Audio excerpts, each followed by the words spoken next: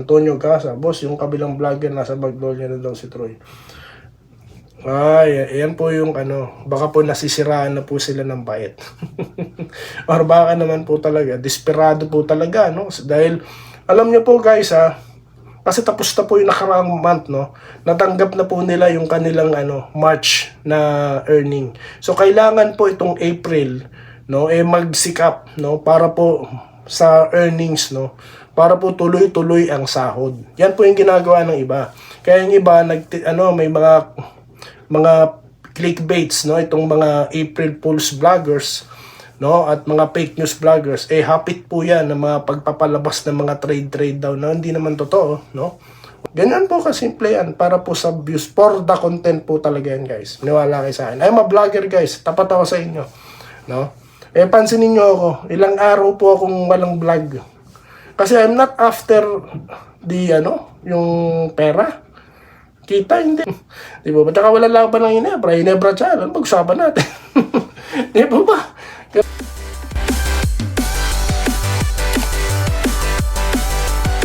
Yo, what's up? Welcome back dito po sa Denria Doy DB Sports. Well, ang ating pag-uusapan ito mong mga kumakalat na mga clickbaiter, no, ng mga vloggers na patungkol po mga accusations daw ng Hinebra, kung ano ng mga chismis, no. Pag-usapan natin yan. At konting update po about PBA, okay? Mag-update tayo. At of course, ang inyong inaabangan mga pa-shoutout. Okay? So bago po yan, ako po muna nagpapasalamat sa inyo 15,000 na po ang ating subscribers. Maraming salamat po sa inyo. Okay? So di po kayo nagkakamali. Ito po ang channel na walang karga, no? Na clickbait, fake news, no? Panloloko. Okay? Wala pong ganyan. Di bali nang wala akong content, hindi ako gagawa ng ganyan. Okay guys?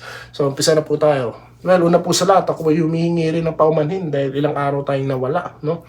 Dahil tayo po ay busy talaga, no? At ngayon po talaga, pinilit ko lang mag-content kasi nga po, hindi ko na po masikmura. Hindi ko na po, hindi ko na kayang tanggapin, yung mga nangyayari pong mga clickbaits na pangnilin lang, dito sa mga fans po ng Barangay Hinebra. Kasi nga po, April 23 pa laban ng Hinebra. Kaya, yung mga mapagsamantala, meron daw kukunin, aban-naba daw. Saan mo na naman nakuha yan, Brad? Ballers TV. Saan mo na naman nakuha yan? Diba? Napaka-imposible mangyari yan, Brad. Sino pa? Si Valdez. Di ba matagal nang nasaan na ba yung Valdez? Isang katutak na nga point guard ng Hinebra, hindi na nga magamit yung iba. Nasa aparador na nga, may Valdez pa kayong sinasabi dyan. Sino pa yung isa? Sino ba? Meron pang isa. Yun, si Bolik. Sinasabi ko sa inyo, di ba, na hindi ako sasaw-saw sa usapang Bolik na yan. Pati din daw yun, kukunin na Hinebra. Ano mga kabalbalan, ano mga kabobohan po yan, guys, no? Ginagawa po kayong ignorante, bobo, Bakit? Meralco po ba papayag? Meralco MVP Group na mapunta sa yan?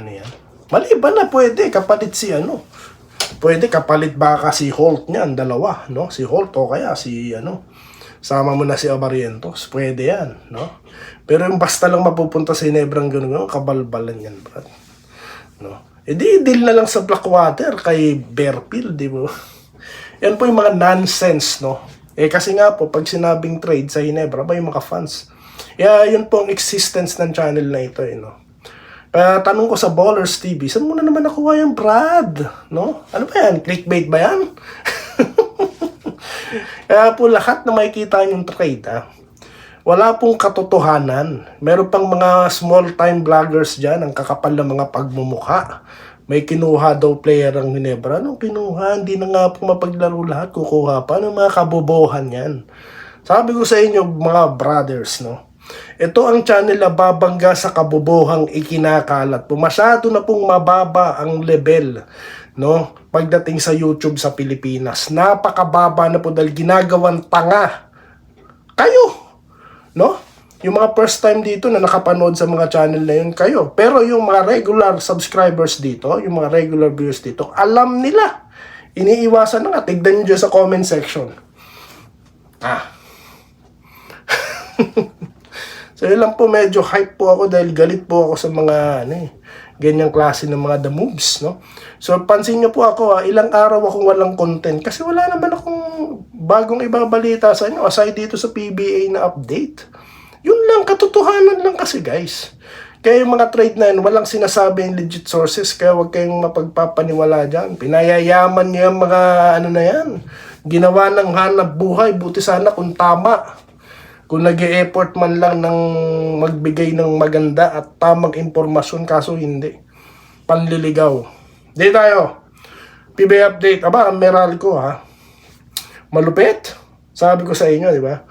Talagang magtatangka sila na i-take over itong Philippine Cup. At ito na, leading na sila. Tinalo nila yung Converge sa mala NBA Chris Newsom na ilang beses na rin po ha, na kiniklickbait ng mga April Fools vloggers, no? Mga clickbaiters, April Fools fake news vloggers na pupunta raw po ng Hinebra, di ba? Ako ang nag-iisang channel na bumabakbak sa mga na yan, sa mga manloloko na yan. O tignan nyo, yung ganyang player papamigay sa Hinebra ng mga kabalbalan. So yun na nga po, leading po ang Meralco, no? At ito yatang Phoenix, ang siyang magmimistulang ngayon, Terra Firma. Dahil kahit paano po ba nakachamba Terra Firma, ha? So, wala. Talo pa rin po sila, tinambakan pa rin po sila, no? Like the Terra Firma way, no? So di na ako magtataka dyan. Nagtaka nga ako, ba't sila nanalo na nakaraan, di po ba? So yun lamang po guys, ang update natin, ganun kasimple, wala tayong masyadong kaek-ikan, no? Panluloko, no? Dito tayo, ha? Alam ko na miss nyo ang pa-shoutout, kaya ito na po, mag-shoutout na po tayo guys. Good luck to all Filipino players, sabi ni John Romel Adino. Okay, shoutout po. Doroteo Del Rosario, thanks po sa update. Sa inyo lang po kami. Yes, po tayo nandito, no? Salamat po. Tessie Salon, Manalo, Matalo, King pa rin. Congrats, Cathy. Yes. Yung mga po itong mga hindi po marunong mag-basketball, no? Kino-question po, ba't daw po kasama si Scotty? Ba't mo kino-question? Marunong ka ba mag-basketball? No? Alam niyo po, hindi naman po pinag-uusapan dito Hall of Fame. Ang pinag-uusapan po, greatest player. Ngayon po, pag sinabing PBA, sino naiisip ng lahat? Or hindi na lahat, sabihin natin, yung marami. Scotty Thompson, di po ba? Ba't di mo isasama?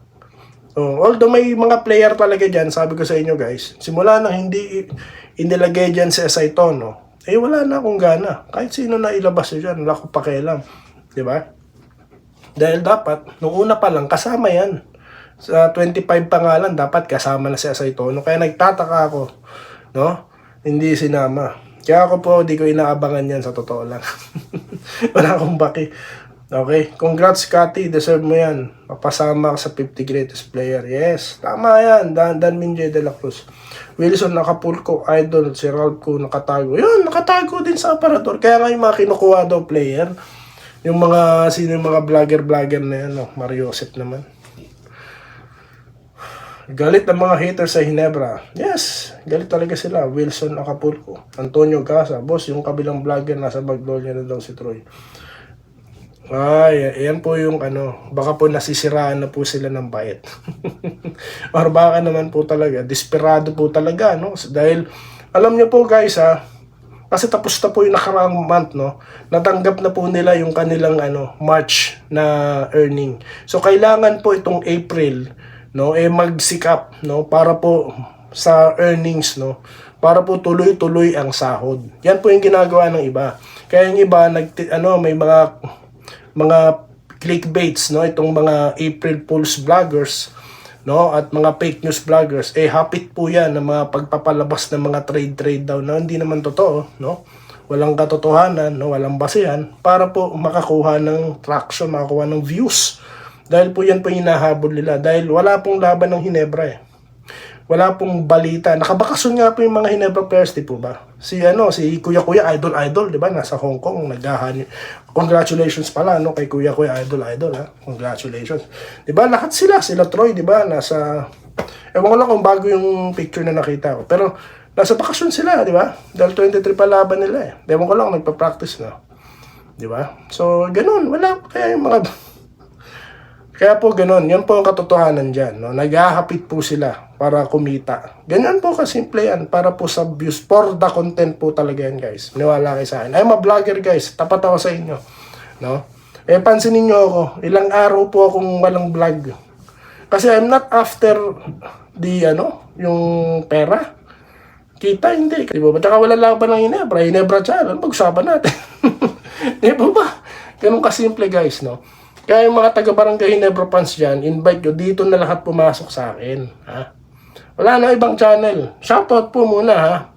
Dito kay Ma'am Irene Quiles, kila Sir Malyarin Mascareñas, okay, kay Sir Carlito Protasio, okay, Sir Tronson, okay, dito kay Joseph Pineda, ayan, kay Sir Archie Makirang, ayan, Sir Tolitz Talag, okay, kay Sir Adrian Legado, ang dami. Sa sobrang dami, kailangan kong basahin. Sir Balbino Diala, na humingi po ng pasensya, bihirang mag-comment. Alam ko naman po, silent viewer kayo. Pasensya na rin po kayo, di ko po kayo nababasa sa comment, no?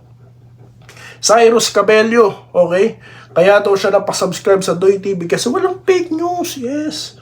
Sabi ko sa inyo, kung wala naman ako ibabalita, wala naman akong content. Kaso hindi na po ako makapagpigil.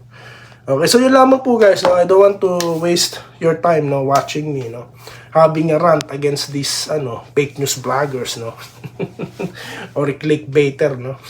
So yun lamang po, guys, no. At magbabalik tayo mamaya para sa ilang mga pa-shoutout. Dito lamang po sa Dendrick at Doy TV Sports. Muli, maraming salamat po, ha, sa inyong panonood. Salamat po sa panonood. Subscribe na para sa mga susunod na basketball at boxing videos.